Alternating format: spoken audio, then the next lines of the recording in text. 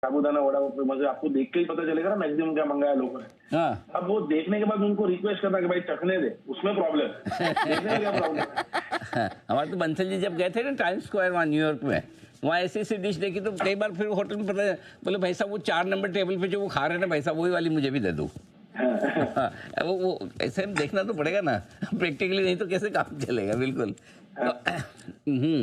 सुमित जी, आपको lesson learned, बहुत बढ़िया, वेरी नाइस। लेकिन अच्छा, विदेश की बात निकली था, एक विदेश, अगर आप भी बंसल जी की तरह नए साल में विदेश यात्रा का प्लान बना रहे हैं तो याद रखिए कि रुपया जो थोड़ा कमज़ोर हुआ ये आपका बजट बिगाड़ सकता है।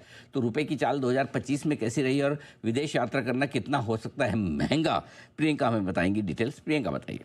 बिल्कुल, इस टाइम न्यू ईयर के समय आप सभी चाह रहे होंगे कि कहीं ना कहीं विदेश यात्रा का प्लान बनाए, लेकिन अगर डॉलर के अगेंस्ट रुपये की वीकनेस ये कहीं ना कहीं आपका मूड बिगाड़ रही है, तो ऐसी डेस्टिनेशंस भी हैं जिनकी डिपेंडेंसी, जिनकी निर्भरता डॉलर पर कम है, वहाँ की उनकी लोकल करेंसी है या फिर डॉलर पर कम निर्भरता है, क्योंकि इस साल डॉलर के मुकाबले रुपया लगभग 6.5% लुढ़का है। और इसमें सबसे बड़ी मार जो पड़ेगी वो एयर फेयर्स पे पड़ेगी, क्योंकि विदेश यात्रा में सबसे पहले तो हवाई किराया ही महंगा होगा।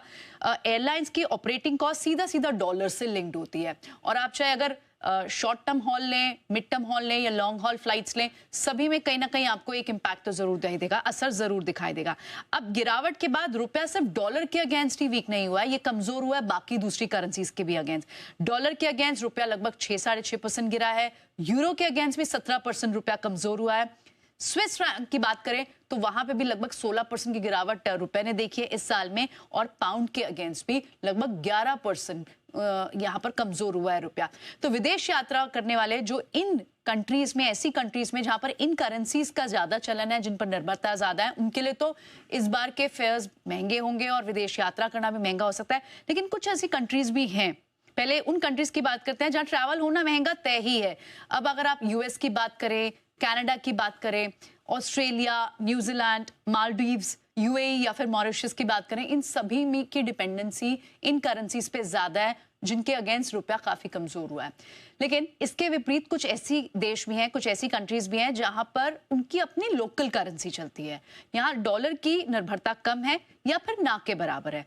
जैसे इन कंट्रीज में पहले नाम आता है वियतनाम या फिर इंडोनेशिया, बाली, श्रीलंका का आप सोच सकते हैं, जॉर्जिया आप सोच सकते हैं, इन सबके पास अपनी एक लोकल करेंसी होती है, ओमान या फिर अजरबैजान। तो ये कुछ ऐसी कंट्रीज है, ऐसे देश हैं जहां पर डॉलर के अगेंस्ट रुपए कमजोर होने पर इतना असर नहीं पड़ेगा जितना कि बाकी देशों पे पड़ सकता है। चलिए, तो प्रियंका ने आपको क्लियरली बता दिया कि अगर आप विदेश यात्रा करने का मन बना रहे हैं, छुट्टी पे जाने का मन बना रहे हैं या प्लानिंग कर चुके हैं, तो आगे से आप ध्यान रखिएगा, उन देशों की तरफ आप जा सकते हैं जहां पर करेंसी वीकनिंग की मार थोड़ी सी कम पड़ती हुई दिखाई दे रही है। और अगर आप ऑलरेडी प्लान बना ही चुके हैं तो आपको मेंटली प्रिपेयर्ड हो जाना चाहिए कि आपको यहाँ पर थोड़ा सा अपनी जेब ज़्यादा ढीली करनी पड़ सकती है। लेकिन आइए